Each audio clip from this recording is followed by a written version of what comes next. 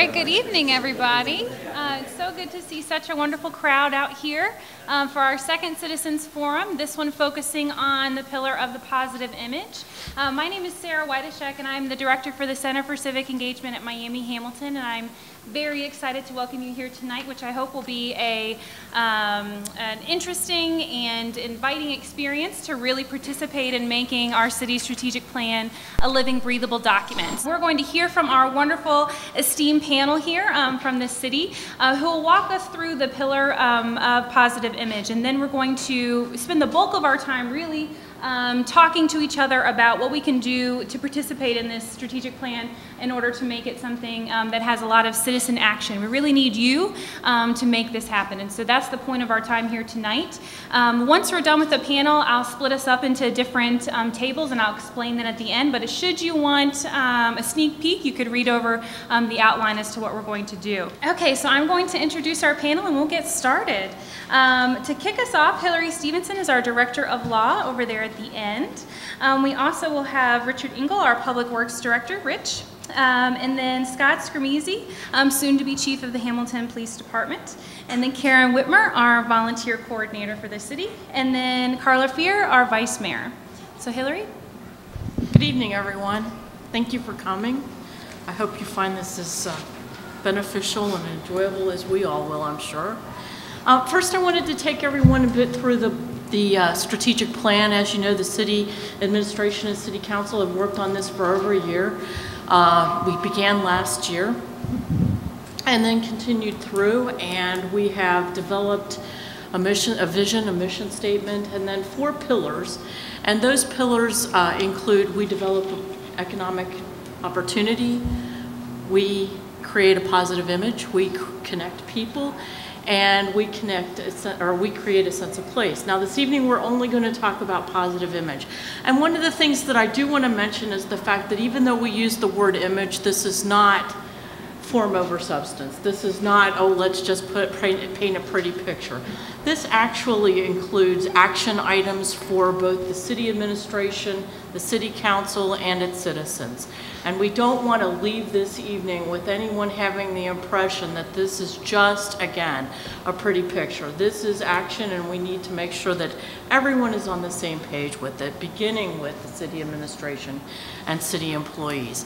I want to take you through a little bit about some of the items that we're going not to center and focus on this evening. But I want to give you more of a flavor of what this particular pillar of the strategic plan entails. First of all, the city has identified that it does need to improve road conditions. And Rich will be talking about this at length this evening, but one of the things that I wanted to leave you with was the idea that the city does recognize that it needs to inform its citizens more frequently and with more information regarding when roadway improvements are going to take place, how long those road improvements will take in order to be accomplished, and also to give proper notice to people who would be affected by road closures and so on. So that's something that's going to happen. Additionally, another strategy or tactic is that the city needs to present and project a safe and inviting environment. Part of that we'll be discussing this evening more at length so that we can get input from our citizens about what safety issues that you perceive in your areas and in the areas that you live, and what you would like to see improvement on.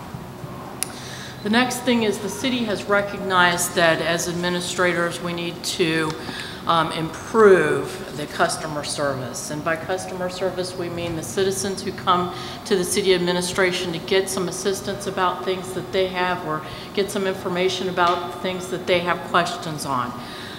Just to take you a little bit more in depth on those issues, first we're going to establish a customer first desk on the ground floor of the city building. Customer first meaning obviously those citizens who walk in the door that need assistance right away. The purpose of the desk being on the first floor is that oftentimes those of you who have ventured into the city building recognize that in order to get a birth or death certificate, you've got to go to the 3rd floor. In order to get a building certificate, you've got to go to the 3rd floor. In order to meet with a city council member, pick up ordinances, or ask questions in the finance department, you have to go to the 7th floor. If you need a taxi driver's license, you need to go to the 7th floor. If you have questions about your utilities, you need to go to the 4th floor. And that has become become so difficult, not only for the citizens, but also for the city employees.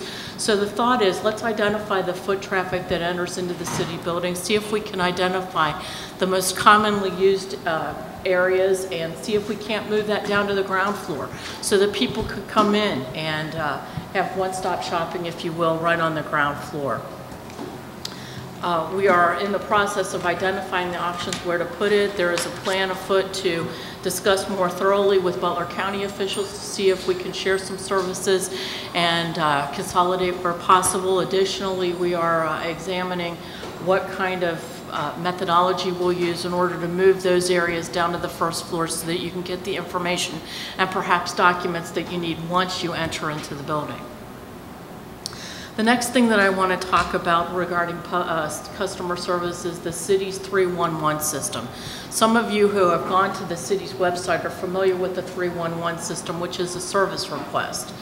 You go to the city's website, you look along the left-hand side of the website, you identify a service request, and you can see, and we've got this up on the screen now, that this center comes up and it has areas of basic questions. If you need some documentation, if you need some additional information, if you want to report a traffic light is out or that you've identified a pothole, a street sign is down, and so on, you just click on the appropriate location, put in your information, and the city receives it at a centralized location and will respond to you. Part of the customer service performance is an evaluation that we'll be doing to determine how quickly city administrators respond to the questions and requests for information, and those are measurable, and we can determine whether or not the folks who are receiving those requests are actually acting upon them in a timely manner. So that is another area that the city has embarked upon in order to improve the customer service for its citizens. Additionally, we're working on establishing a 311 center that is obtainable by telephone, so that all you do is dial 311, ask your question, put in your service request, and it's handled by telephone. The city has entered into an agreement with Cincinnati Bell, one of its partners in this, and we'll be rolling that out probably more toward the end of the year, but we're well on the way of establishing that as another opportunity for our citizens to contact the city and to make the city more efficient and more customer friendly. Finally, I want to touch briefly on the importance of building the Hamilton brand through improved public relations communications, public arts, and coordination of volunteer services. Because we have our volunteer coordinator with us this evening, I won't touch on this in any great detail, but I want to remind people that in the past 2 years, year and a half or so, the city has greatly enhanced its use of both Facebook and Twitter communication, email communication, and so forth, so that we can get the word out there more frequently. We have the city's e-Notify newsletter, which we use on a weekly basis to notify folks of what's coming up in the city. We ask that you communicate as well with us via Facebook and Twitter, as well as the 311 Center, sending emails to city administrators and so forth. As many areas of communications that we can channel and improve that, the more information sharing goes through, the better both the city and its citizens are as a result. I think that's it for my part. If you would indulge me, I'd like to introduce now Rich Engel, who is our Public Works Director, who will go through our roadway projects for the year. Thank you. Again, it's a pleasure to be here tonight to be able to share with you some of the information that we know intimately in our office. I'd like to talk to you a little bit about some statistics on the condition of the streets, our funding sources that we use each and every year, the methodology we use to select the streets to be improved and resurfaced, and lastly, just a few projects that we're currently working on. In 2009, we did a detailed inspection with trained inspectors on each and every public street in the city, and they rated them on a scale of 0 to 100. In 2009, the rating that were good were only 30%, and that's a rating of 70 to 100. The streets rated fair and that's a rating of 50 to 70 was 20%, which if you do the math, that means 50% were rated poor, 50 or less, down to 0. We had an estimate prepared at that time to determine what it would take in terms of dollars to improve that poor rating to fair or better, and it was greater than $100 million. The funding sources that we use for our street improvement program, for a typical year, we spend about $2 million on a program, and that includes the resurfacing, concrete curb, sidewalk, and gutter repairs and driveway approaches, also the drainage improvements for catch basins. So it's not very much left over for the resurfacing itself. We utilize a grant from the Ohio Public Works Commission, typically around $800,000. We tap into the Community Development Block Grant Program, and that's usually about $200,000. City Council has authorized the use of a portion of the kilowatt-hour tax fund for resurfacing, although some of that is being used for debt payment for our bypass 4 improvements that we participated with.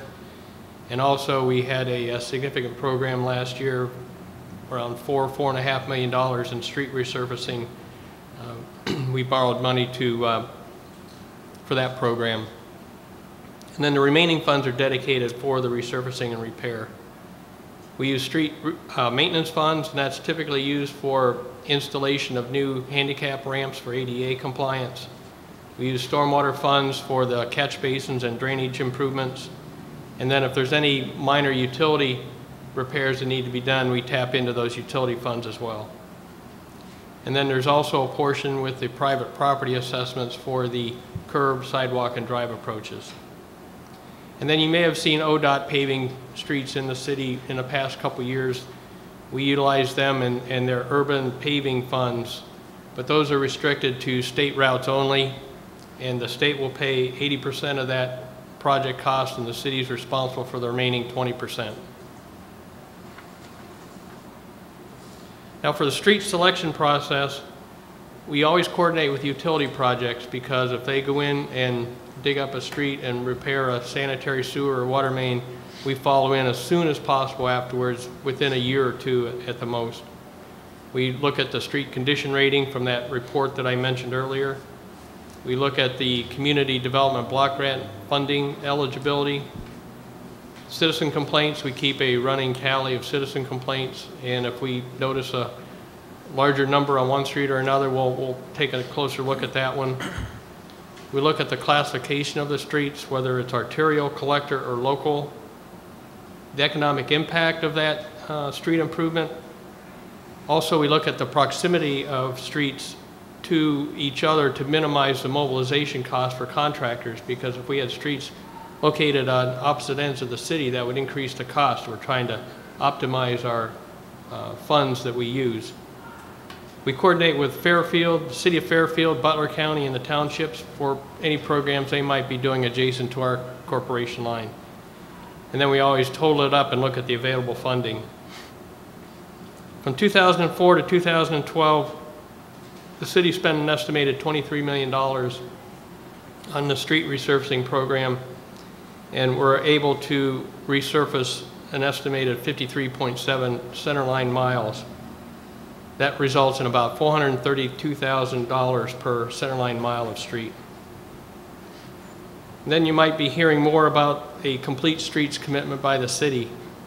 This is a multimodal concept creating safe passage for pedestrians, cyclists, autos, trucks, and buses on the same street. A policy is being formulated at this present time with city staff and some volunteers, and that'll be presented soon to City Council for formal adoption. And we anticipate that future resurfacing programs will incorporate those concepts to enhance transportation for all throughout the city. Some of the projects that we're working on, we received a grant from ODOT to rehabilitate the bridge abutments for the South D Street Bridge. We're working on the South Hamilton Crossing, which is a very major project, estimated cost of $20 to $30 million, and we're searching for government funds to help us with that one. East High Corridor is being investigated now. We're doing a traffic study to see how we can improve not only the primary but the secondary corridors through that area. to reduce traffic congestion. We're looking at a couple of intersections, the High Street MLK intersection, to possibly increase the number of turn lanes associated there, and also the main Millville-Eaton intersection. We're investigating that one as well. Initial conversations with ODOT indicate that they will participate as part of their safety grant program, where they would pay up to 90% of the eligible cost for that, and the city would be responsible for the remaining 10%. Then we're also submitting in the next day or two for the Cleveland Avenue Bridge replacement. That structure is in poor condition and needs to be replaced, and we were successful in getting some grant funds last year from ODOT, and we anticipate we'll be successful with this one as well. And then for your information, on the back of your handout, we have the proposed street resurfacing for 2012. We don't anticipate that project will start until late summer this year, because one of the significant grant funds that we receive money through is the Ohio Public Works Commission. They don't allow us to start on a project like this until after July 1. That's their fiscal start of their new fiscal year, so we can't start before then. With that, I'll introduce the Scott Scramese. Hi, my name's Scott Scramese. I'm currently a lieutenant on the police department. Friday, I'll be promoted to chief of police. I got somewhat of a bye tonight because I haven't really been to any of these meetings, nor have I been had really time to prepare for this. So, but while I was sitting here, I was jotting down all kinds of notes, so I might jump around a little bit. But just to start out by telling you a little bit about myself, I've been on the police department for 29 years. I have worked in every division there on the operations side of the house. I have not been on any place on the admin side. So I've worked I was a patrol officer for about 6 years. Worked in our directed patrol unit, was a crime suppression unit that we had. I spent about 4 or 5 years in the detective bureau. I was a sergeant on patrol. Then I was a lieutenant on a patrol shift. The past 10 years, I've been in the investigation section commander, which I ran all the detective in the investigation section, in the narcotics section, internal affairs, and then just the 10th, since the 10th of this month, I was appointed acting chief. So it's kind of baptism by fire, really, for me to jump into that. And I also ran our SWAT team for 26 years. So, like I said, all my experience has pretty much been on the operations side. But that being said, we've got, I want to start off with kind of giving you a little bit of a perspective of what we've been kind of thrown into with the economy. Since in 2008, we had 173 employees. Our budget, we have reduced our budget by $2 million. We're down in November of this year, I'm going to be down to 105 officers. So we've lost 21 patrol officers that work the street and 16 civilians, which have had to be backfilled by officers. So that's a huge number for a department our size. With that, we run we get between 66 and 75,000 calls for service a year, so it's a busy place. There's not a whole lot of fat to trim. I've got 3 girls that work in Central Records that push all of our data processing. I mean, it's unheard of. There's 1 secretary in the building for 112 people right now. So it's a busy place. There's not a whole lot of fat to trim. Unfortunately, what's happened is when we lose officers off the street, the only place that I can pull them from right now is community-oriented police officers, which I think is huge. We are definitely committed to customer service. We're going to do the best that we can do when it comes to customer service. We're going to have to be smarter. What I don't want to happen, I don't want it to be a 911 driven department. I can remember there's been one other time in the 29 years that I've been on the police department that we got close to 105 officers, and we were 100% 911 driven. And what I mean by that is that the police are running from one call to the next, and they don't have time to stop and talk to the person and correct the problem. because they've got a call backed up waiting that they go and make the next call. So I don't want that to happen.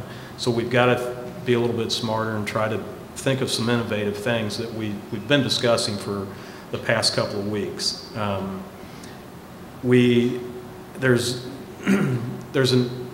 a term, intelligence-led policing, which we're really looking into, and it makes a lot of sense. 6% of the people commit 60% of the crime. So with intelligence-led policing, we need to target that 6%. That's the only way that you're going to really lower the bottom number when it comes into the whole crime system to take care of that. And when you really think about that, it's kind of disturbing that 6% of the people commit 60% of the crime. So we need to deal with recidivist offenders. That's one of the things the guys in the Detective Bureau are going to start concentrating on, trying to get the habitual offender sentencing for the judges so we can get these people put away for a longer period of time. One of the things that I have done is we transferred a guy over to the city building. Under my budget, I've got obviously the police officers and the clerical people, but I also have all the 911 center. I've got court security. We have to provide the security for the Hamilton Municipal Court, and with that, the checkpoint and the building security. So we transferred a guy over to ORC to he's going to supervise court security, but he's also going to be a liaison for the downtown business district. And he's going to get out a couple hours of the day and at least be a person that he'll meet the people in the downtown and down on Main Street, and we're working on Linden Mall right now, to go out and give them a card. If they have something that's not an emergency, they can call him and he can address that problem. Because the nice thing about the community-oriented policing guys is that there's that contact there, that citizen contact, because I think that we have instilled this in the department over the last few years, that we're a part of the community, and we want to offer the best customer service that we can. And when you get those limited numbers, it's hard to do. I was laying in bed flipping through the channels the other night, and I came across a show, and I didn't recognize the set. And the more I listened to it, I thought these people were talking about Hamilton. And it was a TV show that TvHAMILTON had done on Dayton Lane. And so I really was kind of interested and listened to it for a little bit longer. And when they were talking about perception and safety downtown. And the ladies there were saying, oh, we feel safe. It is a perception issue, but you know, if we need anything, we call Mel. Well, you didn't know who Mel was. Mel is Mel Gray, who's the community-oriented policing officer that's assigned to the North End and German Village. And they said, yeah, when we need Mel, we just call Mel's cell phone number. And the other lady said, yeah, when I need crime stats or crime statistics or anything, I just call Mel. And I wish they would have said Officer Gray, but it's a great thing to have. And I don't want to do away with that. So we're really going to have to think about how we can do that and still keep sufficient numbers on the street to answer calls. Part of my job in the Detective Bureau is I ran all the Homeland Security and terrorism-related stuff. And what the Homeland Security wants is the same thing that we want. If you see it, you have to say something. If you report it, a lot of people, and Hamilton's kind of an odd, we have, most places 911 is only used for emergencies, but in Hamilton we've always used 911 to contact the police and for about anything, and then dispatch will send you in the right direction. But I can't tell you how important it is for the citizen involvement when it comes about a crime. I'll give you two examples. The first one's the bad one. We had an incident not too far from here where a suspect robbed and carjacked a lady, and the witnesses said, we saw this guy hanging out here all day long. You know, he was acting very suspicious. This person saw him, this person, nobody called. Had that happened, we could have responded to that call, done a field interrogation on that person, and maybe kept him from committing this crime. The next day, early in the morning, over here on the west side near Baden, we got a phone call. A lady had opened, her child had left for school, older child, left for school, left the garage door up. The mother was getting ready to leave in about 10 minutes, but a neighbor saw a person put a hoodie on, flip the hood up, and walk into the garage. He knew that that wasn't right. He knew that that subject didn't live there. He called the police and went over there. Now, part of it, I don't know that, I mean, unless you feel pretty confident about yourself, he stopped the guy and held him in the car until the responding cars got there. We ended up charging the guy with burglary. We found out later that he is a prime suspect in a number of other house burglaries that we've been having. But just the fact that all the other eyes that are out there that you guys can, if you see something happen, you need to get involved, but nothing more than just calling. And even a lot of times people will say, well, I didn't want to bother you. Trust me, we would much rather answer a call and find out that that was the homeowner that walked into that house than another burglary that we've got to try to figure out who committed the crime. So that being said, I think that the community can help a whole lot by just an extra set of eyes and ears. We're going to do whatever we can do to work with everyone. My plan is to meet with all the business people, the churches, and try to get that rapport where they can call me if they're having issues. I was just out on made a call on Friday when someone didn't get the best customer service they should have gotten, and I found out about it, and I went out and met with them. I said, look, this isn't how we operate, and I want you to know that. And so I think the fact that I've been out there on the street for so long, I know what's right and what's wrong, and I'll do my best to make sure that you guys get the best public service that you can get. And I've already told everybody, I'm meeting with all our officers. I just started. Last week was my first meeting. We have an in-service program that runs, everybody has to go through in-service twice a year, 2 days, where the entire department, 10 weeks, on a 10-week span, we get through the entire department. I'm meeting with them every Wednesday and telling them my expectations. I'm a pretty no-nonsense kind of guy. I think most of them know that. Everybody's going to do their job, and if they don't, then they'll have to deal with me. But I think we've got a tremendous department. It's always been amazed since I got on this department of the quality of people that we have. I think that, with anything, you're going to get, we've had some incidents that obviously the best person wasn't hired for the job, and a couple of things that we've gotten rid of a few people. But overall, I've been around a lot of places in 29 years, and I think we've got a hell of a police department. I think that the guys, for the most part, work really, really hard. We're doing some things in technology in our lab, getting fingerprints, and we've got officers in the Detective Bureau that are considered expert witnesses that can not only lift a print, but classify a print and read a print. And there's nobody in the county that's doing that. The other agencies are coming to us and asking us to read these fingerprints for them. So we've got our work cut out for us with the economy, but we'll get through it. And I can only tell you that as far as customer service, that we're going to do the best we can do. And I'll introduce Karen now. All right. Hi, once again, my name is Karen Whitmer. I'm the program coordinator for volunteers for the city of Hamilton, and I'm going to tell you a little bit about how you can give back to your city. A couple of things that we're doing is the Adoptive Park and Adoptive Roadway programs. We already have a couple parks that caring citizens have stepped forward and adopted. One is Chad Reigert at the In Motion Bicycle Shop has adopted Miami Woods, which is, as you know, off of New London Road. And then James Brown and his daughter Sophie, as a result of reaching out to the Lindenwold residents, has adopted Schuster Park in Lindenwold. So these are some caring citizens that came forward and are going to help us by cleaning up and keeping our parks beautiful. And anyone can get involved, and individuals, families, service organizations, businesses. Working with some businesses now for working on Adoptive Roadway programs. So also you can volunteer in our various city departments. As Scott was talking about, the police department could use some help with some volunteers. We have placed recently an individual in our income tax department, Melinda Cromer, and we have a young man in our economic development department, a high school intern, Tyler Bridge, from Ross High School. And so there's various city departments where you can help out. Also at the Welcome Center, we have some wonderful volunteers at our Welcome Center, and we can always use more.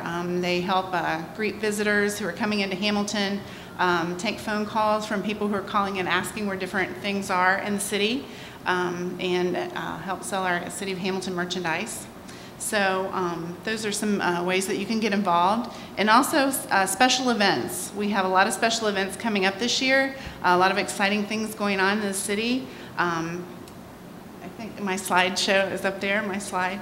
And how do you find out about these special events? I've had several people ask me that question. I do have some handouts in the back of the room that talks about the things that are going on. But also you can sign up our e-notified newsletter. You can find out on there at hamilton-city.org. And also every week we have something called the Volunteer Vault, where we will update you on things that are going on, and also we're recognizing our volunteers as well, people who give back. Our city calendar on the website, you'll see that on the front page of the website, and if you click on that, you will see special events happening in the weekends, along with the city council meetings and the strategic plan meetings. So you can also go to our Hamilton Visitors Bureau website, visit hamiltonohio.com, and the Butler County Visitors Bureau, destinationbutlercounty.com, and you can find, learn about things that are going on. We also put public service announcements on TV Hamilton. And also, of course, the Welcome Center, you can find out about all these wonderful events. And we need volunteers for all of them, so I encourage everyone to get involved. I also have volunteer applications in the back of the room. If you're interested, that's one thing that we put together as a result of starting the volunteer program. And as I said, we're recognizing volunteers. That's one of the biggest things we like to do is recognize our volunteers on Facebook and the e-notify and just different ways. So if we encourage you to give back, and we'll recognize your efforts when you do. So, and next, that's all I have. So I want to introduce Vice Mayor Carla Fear. Good evening. Thank you, everybody, for coming. As you can see, much of this is staff-driven.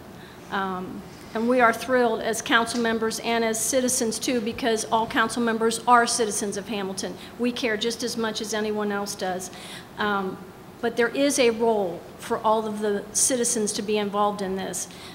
What we need to figure out is a way to get everyone to understand that the little things matter, because while staff and administration is working very hard on the paper mills and the economic troubles that we're having right now and moving this strategic plan ahead, it is so important that you understand that prosperity is hinged to the appearance and to the image of the way things are.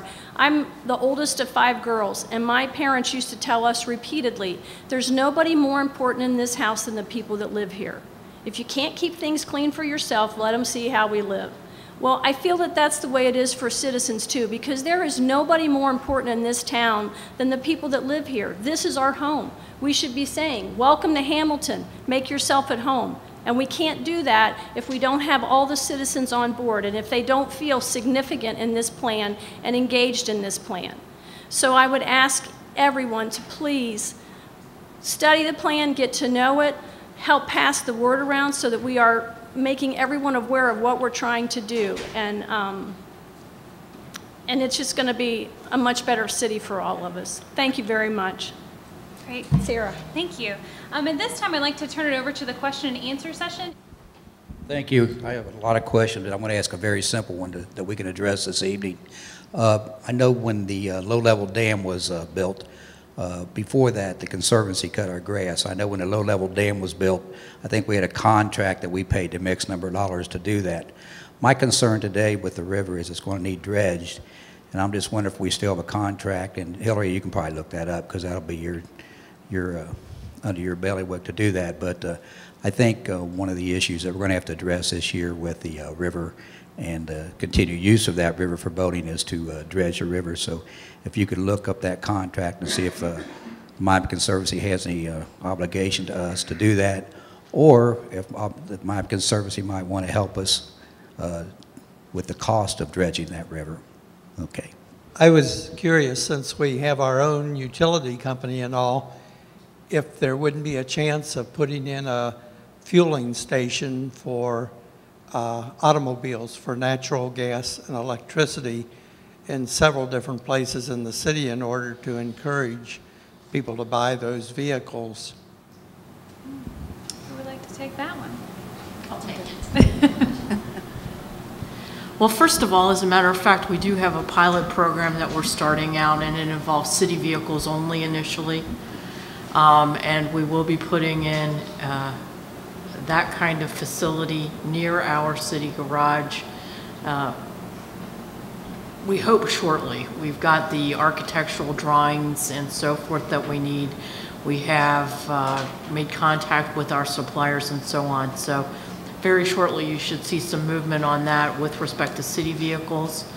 And we're also evaluating our fleet to see what, if any, vehicles can A, be transformed into natural gas vehicles, and B, some of the new ones have been purchased that allow that adaptivity already.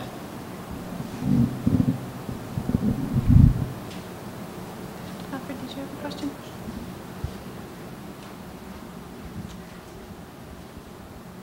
My question has to do with the Hamilton brand. Do we have a brand? Are we the city of sculpture? Are we the city of trees? What is our brand? You want to answer that one as well? Sure. Well, part of the brand is, of course, City of Sculpture. And what the sense of that as it's used in the strategic plan is that we will build and become more known for our citizen involvement, the positive image that the city portrays, the importance of coming to Hamilton, being comfortable in Hamilton as a place that communicates with its residents, that makes its residents feel comfortable and safe, and additionally invites citizen participation and involvement in all of the events involving its local government as well as its organizations and so on. So it's not just branding in terms of, you know, we've got this particular mark on the city.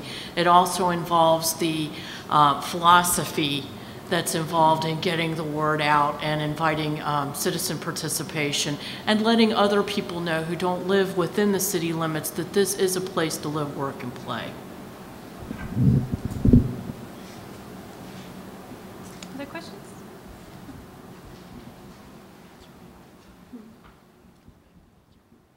As many of you know, the city of Hamilton is known as the city of sculpture, and I believe part of that is because our city has a history of foundries, which was probably made many of the sculptures in the area. I believe Bill Yank was probably made in Hamilton, or at least designed here. Do you think you could incorporate our rich industrial history with art space and the city sculpture, and perhaps use some of our historic buildings, including the paper mills and other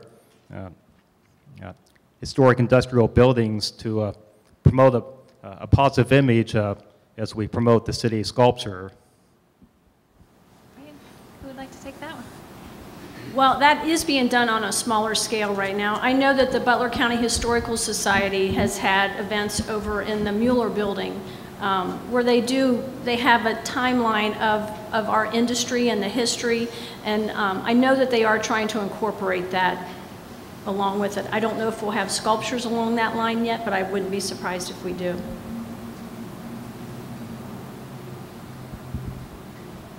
Excuse me. I'm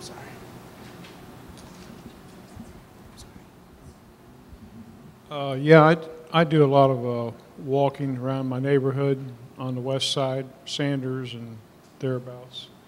And there's people that drop these little flyers for different grocery stores and what all. And they just toss them right out the window of the car, keep going. And they pile up everywhere. And it's just a real eyesore. And a lot of people, they won't get out of the car and take them up and put them on the porch. They just throw them on the street or on the driveway. And they just lay around and collect. And it's just, it looks awful. And I just thought, is there some way that the city of Hamilton could put a stop to that? Or because I'm sure most of the people don't even look at, they just toss them in the garbage when they do get a chance. And it just lays there and creates an eyesore. And I just thought there's something maybe somebody could do to stop it, because I don't think it's helping the stores. 'Cause half the time people don't even look at them; they just lay there and rot. Well, you are a mind reader, because I have complained about this, and actually when we did the Lindenwold cleanup, I came back with frozen evidence that I gently laid on Hillary's desk saying, we have got to do something about this. That's why I'm laughing. Because, I mean, this isn't even a week old, because when we were in Lindenwold, and I see it all the way around, but there were several homes that no one lived in there, and there'd be 5, 6, 7 of these bags either hanging on the chair rail or on the front porch or something. And to me, that's the kind of stuff that we have got to get a hold of and find some way to stop it. And we have. Hillary has sent letters. We've done everything that we can. And I'll let her take it from here. I'm going to snatch it up from you because this is a pet peeve of ours as well. And Vice Mayor Fear particularly will bring all of this to your attention because she's been fighting this battle ever since she started on council. But one of the things that she has really spearheaded us into doing is taking a look at our littering ordinances and seeing whether or not there is some bit of teeth that we can put into them, item number 1. Item number 2, one of the things that we have to do is start communicating directly with these advertising companies that put this stuff out. And item number 3, we want to invite our citizens to help. If you see this kind of trash on the ground, feel free to pick it up, okay? Particularly in the instance where Vice Mayor Fear was mentioning that in Lindenwold during the cleanup, and they went to a house, and on the porch there were at least 5 or 6 or maybe even 10 aerations of different weeks of this junk being put on there. Obviously no one lives at that residence, and this stuff is just left to blow all over the neighborhood. If you see it out and about blowing on the neighborhood, please feel free to clean it up. But rest assured you're not doing that alone. We are taking a look at our ordinances and trying to determine what additional steps we can take, even if it means, you know, stopping a car that's delivering these things, getting the information, calling the police, and letting them know so that we can get a handle and stop this kind of mess going on. And since you brought this up, because this is one of the reasons I was so short, because I didn't want to get rambling, but since you brought this up, there are many things that we can, what we're trying to do is get citizens to know that they can take some action. For instance, I came down to the end of my street, Hermé and Washington, and there were 3 signs on the poles of 3 past yard sales. Now, first, don't you wish that the people that put the signs up would be courteous enough to go back and take them down? Well, that doesn't happen. But please know you can be empowered. Whoever lives on that corner, walk out and take those signs down yourself. Everybody says somebody should do something. I don't mean to sound corny, but we are all someone. We all have 2 hands. We can all bend over and pick things up ourselves. I know from Keep America Beautiful that litter breeds litter. Cleanliness will breed cleanliness. It's a given fact. If we could all just step up and help a little bit, take care of our own little world, the whole city is going to look much better. I'm rolling again. As you can see, this is a favorite topic of ours. We'll take the last question in the back here. Hi, this question is for Scott. Scott, you've talked about educating people as far as not calling 911 to get a hold of the police. I guess I'm looking for the catchy phrase or a catchy number that I can provide for my students as an educator to make that phone call, because 911 is easy to remember. It's the first thing we think about. Probably the 311 that Hillary was talking about for non-emergency stuff, that gets to us. Everything on the city webpage gets to us. I will tell you that there was an incident over the weekend that someone used 311 for something that should have been 911. It was something that was taking place at the time that they were typing the letter. So, I mean, you wouldn't think you'd have to do this, but we've put a disclaimer on the top now so that people are going to read and say, okay, if this is something that's ongoing, it's something that's happening right now, call 911. The 868-5811 number that we have, that's been the non-emergency number forever, if you hit 0, it goes to the desk officer and it's a non-emergency number as well. But the dispatch, 911 is pretty much the thing to call here in town. If it's anything that's really something that can be answered at a later date, 311's the way to go, because we get it. I got 3 of them this morning. Great, thank you. So now we're going to transition to the most exciting piece of our evening here is to hear from you. Our panel here will remain. But what we'd like to do is talk a little bit about each of these things, the safe, inviting environment, citizen action, and citizen input. So the first question is, what does it mean to be a citizen of Hamilton? Or in other words, what responsibilities do you have as a citizen of Hamilton? I think it means it's a common sense thing. Since we live in Hamilton, I think we need to make an effort to be citizens and not expect the city to somehow get all the information to us, but to make an effort to find out what's going on. Often you get a chance to talk to law directors or public works people right here. I mean, you got a chance to talk to them on a Monday night in downtown Hamilton. I'm sure it doesn't happen too much in Hamilton County or Cincinnati. As a citizen, what role do you play in contributing to a safe, inviting environment in the city of Hamilton? What do you think your role is to make this happen? We end up reporting a lot of suspicious activity that we see. Actually, a couple weeks ago, I was at work and my husband called me and said, they raided that house again, you know, like 2 streets down. My husband was on his way to take my son to school, and that's what, you know, my kids see on their way to school that morning. So we end up reporting a lot of things that happen in the alley by our house, unfortunately. I would be interested in finding out what the opportunities are. Okay. Because then I would understand where I fit. Yes. How do we make these opportunities available? So now, we also need to know what are you interested in helping out with, and then also how do we let people know we have these opportunities? And she is compiling all kinds of things that people could volunteer to do, and then she seeks out people to do it. And then the final question, what else would you like the city to know? What would you add to the positive image objectives? One of the most valuable tools they have is TvHAMILTON. And we have to do whatever we can to keep them in place and even expand it. List 10 days of why I like Hamilton, like every day. And I said it's not necessarily in order. It wasn't in order of preference. It's just my random thinking. And I invited everyone to jump on, and I was telling this other group before that 24 people instantly by the end of the evening had posted nice things. Now I did say, if you criticize or make bad comment, I'm going to delete you, so it has to be nice. And everybody, of course, was teasing me about that, but you know. But you would be surprised at the commonality of it. And really what came out the most? People. Yeah. You know what we love about Hamilton? Our people. It's just, to me, we've had some great citizens. Yeah, we have. They don't have anything to do, so they just hang out. Because there is a lot of loitering. I live on Heaton Street. One perception people like Hamilton is that it's a dying town. Declining for dying towns. You know, as a community, get beyond that. I think we need to find out what their life is all about, and then you can start saying, well, they need a job or they need more recreation or something like that, but we don't know. How would we find out what their needs are? And we found out they were using an unsecured internet on their cell phones. They looked scary. They were hooded, but they were just hanging out at a business. It was a beauty shop that had an unsecured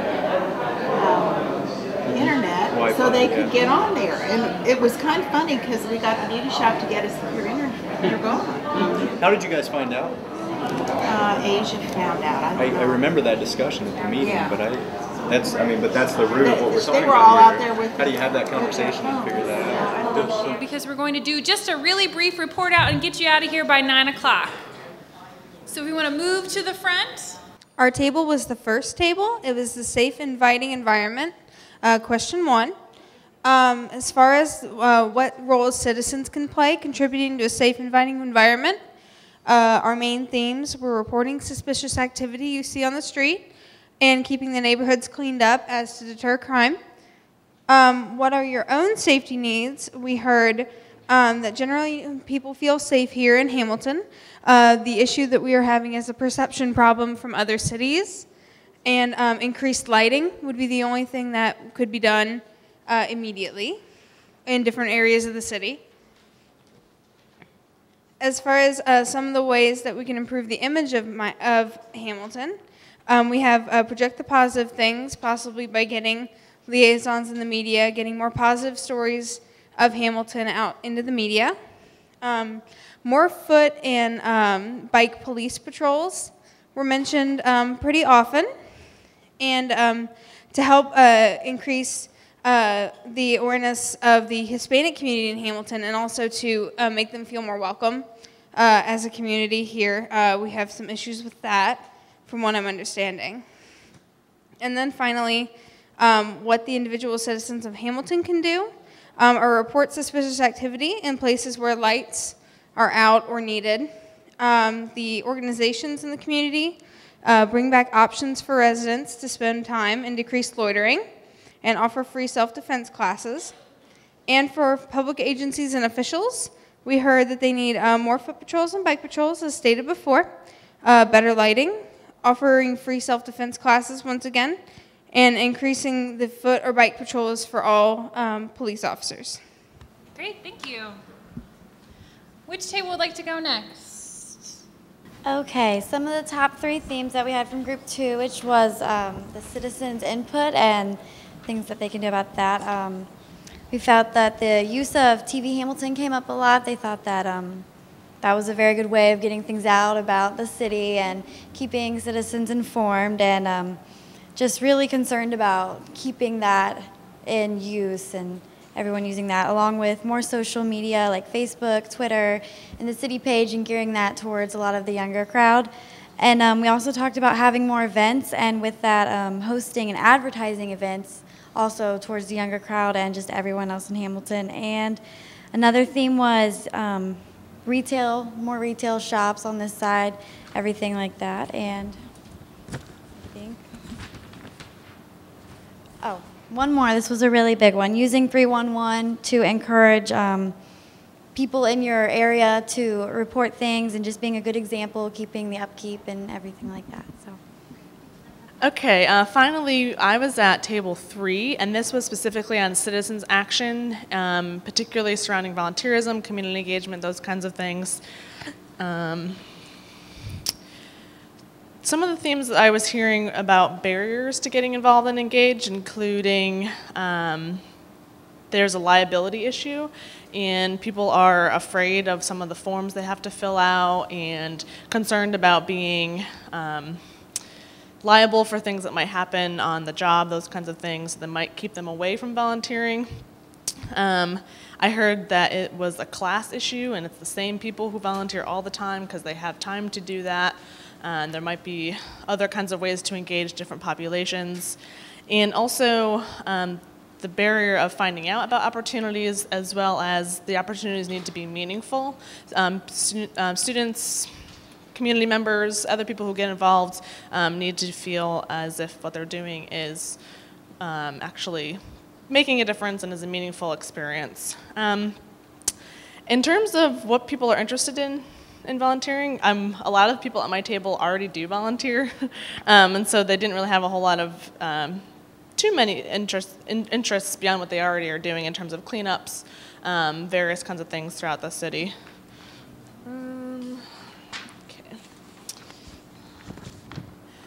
How can we make opportunities available? It was similar. We're hearing newspapers, TV Hamilton, online, websites. It's kind of the same old thing that we've heard, but again, reiterating that there are multiple ways to get it out, and not to lose track of some of the traditional things that we do see, like the newspapers and that kind of stuff. Even though we're moving towards online, this might cut out certain types of people who may not have access to those kinds of things. So traditional and new ways.